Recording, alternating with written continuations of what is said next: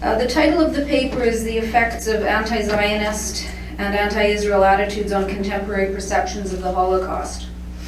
The new millennium began with the publication of a book that characterized Holocaust memorialization and education as an industry designed to promote the interests of Israel, and as an extortion racket used to squeeze guilt money from European governments and banks. The argument of this book was all the more shocking for some of us, given the fact that Norman Finkelstein's parents were Holocaust survivors.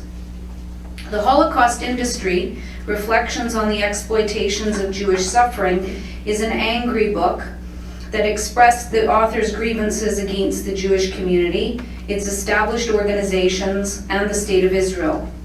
This was the first mainstream text to put these kinds of accusations, usually made by neo-Nazis, out into the general public under the cover of a dissenting Jewish voice. 5 years later, Finkelstein wrote a book in a similar vein, condemning the organized Jewish community in Israel and diaspora for misusing anti-Semitism in the same way he accused them of abusing the Holocaust, all in the service of Israel. In 2016, these kinds of cynical accusations about the Holocaust and anti-Semitism are commonplace. Unlike in Western societies, the Holocaust is not a prominent concern in and of itself in the Arab and Muslim worlds. It's only a concern as it pertains to Israel.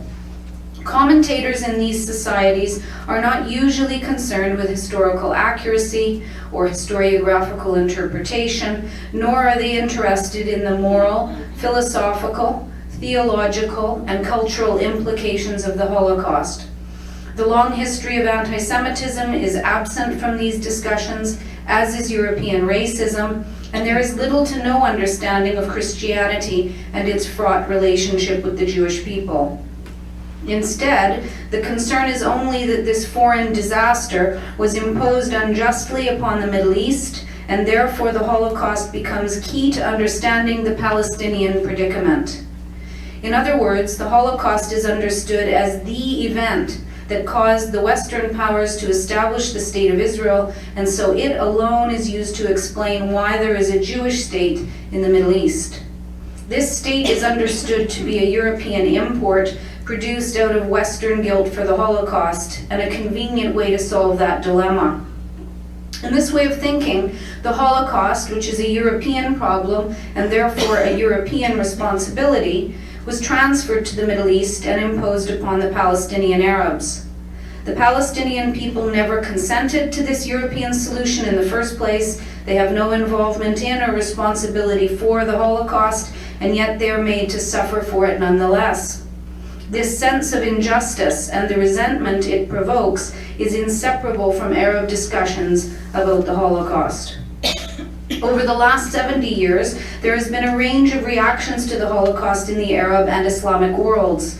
Holocaust denial is only one manifestation that is very often combined with other opinions and adaptations that logically depend on the fact that the Holocaust did indeed occur. There is little consistency here. In fact, one gets the sense that there exists an enormous frustration and confusion in relation to the Holocaust throughout the region of the Middle East. Part of this can be explained by the fundamental ignorance about European history in these countries and about the Holocaust and anti-Semitism in particular. Esther Webman and Meyer Litvak have studied the shifting Arab reaction to the Holocaust over the last 7 decades and have demonstrated that up until the early 1950s, and for a brief time during the 1990s, there was some acknowledgement of and even sympathy for Jewish suffering in liberal Arab circles. However, the following themes are more prominent in contemporary Arab and Muslim discourse on the Holocaust. 1. A justification of Jewish suffering under Nazism, either as German retaliation against supposed Jewish crimes, or as a form of divine punishment. This is the argument of Sheikh Yusuf al-Qaradawi, head of the International Union of Muslim Scholars, and his television program on Al Jazeera, for example, reaches 60 million people. So the impact is huge of these attitudes. 2, the years after the Eichmann trial produced the accusation that Zionism collaborated with Nazism in destroying European Jewry for the cynical purpose of establishing the Jewish state. 3, celebrating the idea of a so-called, God forbid, second Holocaust, or promising to finish the job. 4, minimizing or relativizing the Holocaust by comparing it to a plethora of crimes in history, especially those believed to be perpetrated by Israel. And 5, outright denial of the Holocaust as a fact of history. Perhaps the most common, popular approach to the Holocaust is the attempt to equate Zionism with racism. This strategy allows its creators to convey the so-called racism and evil believed to exist at the heart of the Zionist enterprise. It also reverses the role of the Jews in history, transforming their status as victims to that of racist aggressors who now act against a new group of victims, the Palestinians. In this Holocaust inversion narrative, the Palestinians become the true victims of the Holocaust. The Jews are compensated with their own state, and beginning in 1953 are given billions of dollars in reparations, while the Palestinians suffer displacement and exile for a crime that happened on another continent. This last approach is not simply reflective of Arab and Muslim perceptions of their own history, but has now been harnessed by a conscious strategy to transform public opinion in the West against Israel. The Nazism equals Zionism and Israel equals apartheid equations are both Soviet creations historically. However, they are now used as a conscious rhetorical strategy to undermine support for Israel in the West, especially on campuses and in progressive circles of people who dedicate themselves to social justice and anti-racist work. These equations are designed specifically for our consumption so that Western sympathies for Jews in Israel are reduced and eroded over time. Western protection of Israel is perceived by many to be rooted in the Holocaust experience and the ongoing guilt about unleashing that catastrophe.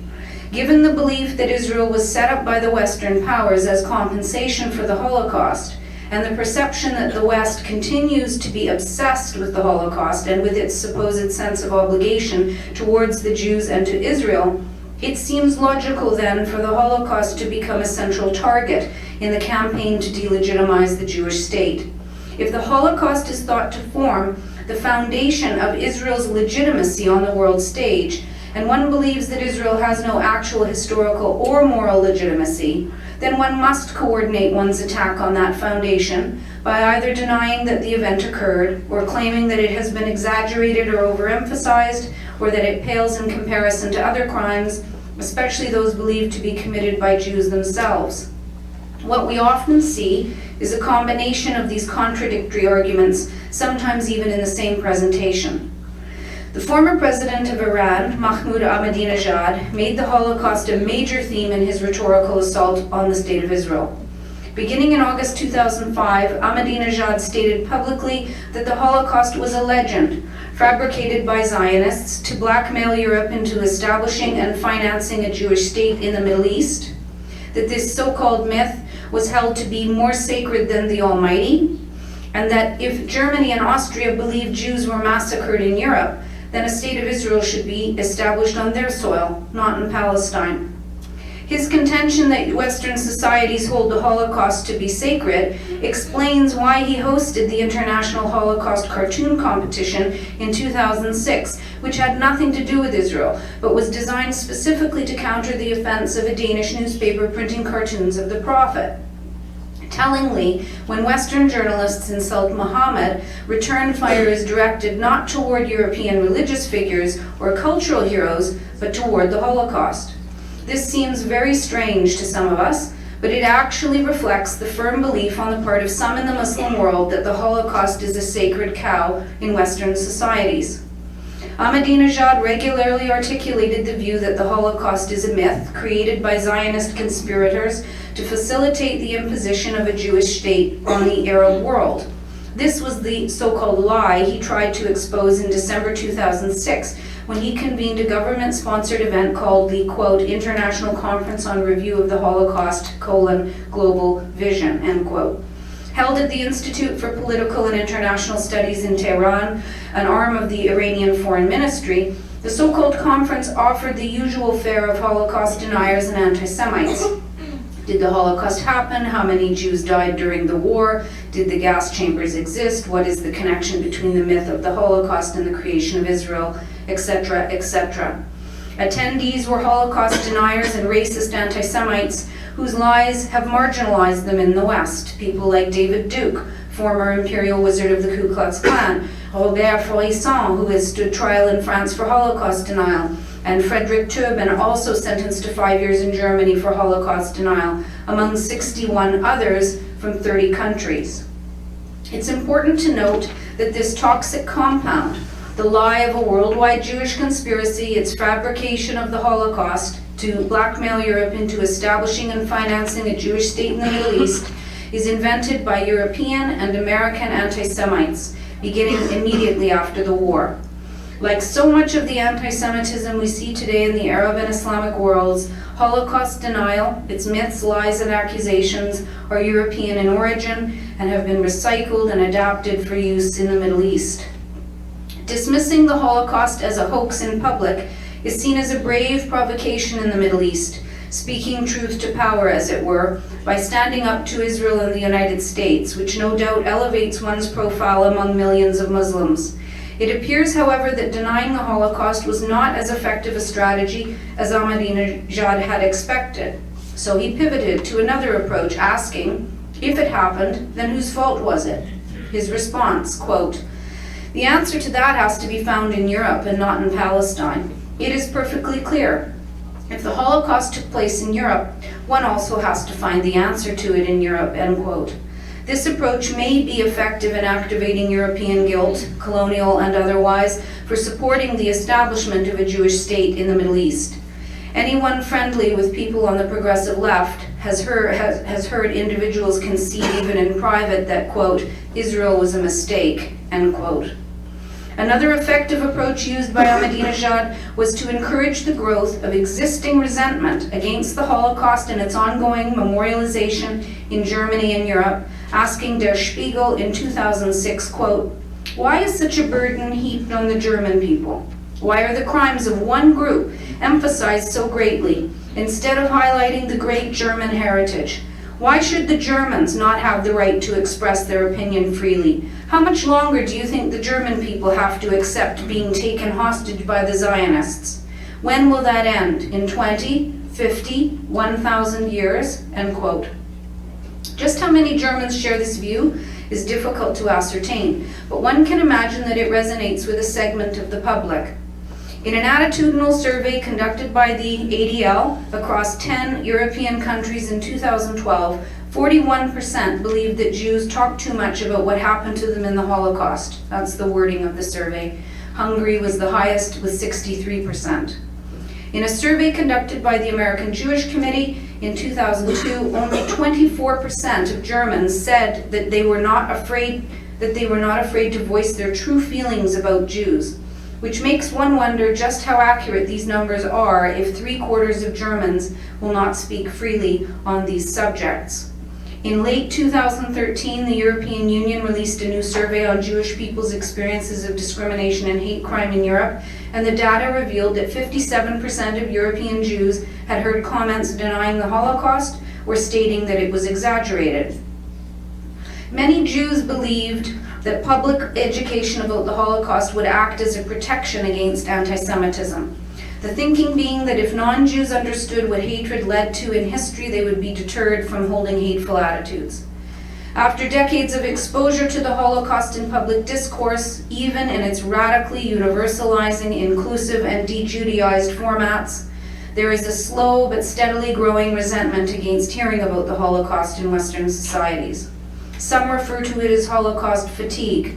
As a broad cultural shift, this fatigue is indicative of the fact that some non-Jews are growing tired of hearing about Jewish suffering and victimization. Not only is this so-called special privilege resented by growing numbers of people who would like their own suffering or that of others to be equally acknowledged, but it is increasingly resented in the minds of individuals who perceive Israel to be an aggressive and powerful bully that uses the Holocaust as a tool to justify its aggressive policies against the Palestinians. Many Europeans especially see this as an intolerable double standard given their prostrate position in relation to their crimes against the Jewish people for decades after World War II. Compounding this Western fatigue is the development of Muslim resistance to studying and memorializing the Holocaust, which is perceived to be a means of justifying the establishment of Israel and therefore also a means of oppressing the Palestinians. This phenomenon, more than any other, may gain traction and cultural importance in the coming years. Already, Hamas and teachers in Jordan have refused to teach the Holocaust as legislated in UNRWA curriculum, and a 2007 UK study revealed cases of British teachers dropping Holocaust studies to avoid upsetting Muslim students. You see examples of this in France and in the Dutch press as well.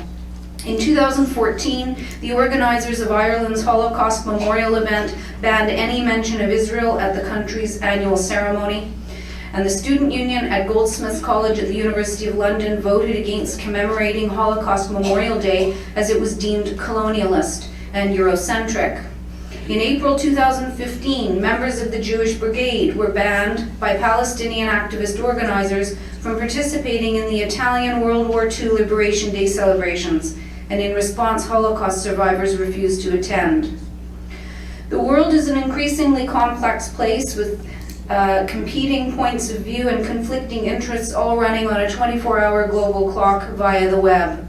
Given this new globalized reality, we are approaching a time when there will be no common culture or conception of history available to us anymore, except perhaps in our own personal and familial circles. And this impacts our collective understanding of all phenomena, including the Holocaust. The growing ethnic, religious, and linguistic diversity of Western societies is changing the nature of public priorities and conversations and affects our collective perception of past and present events.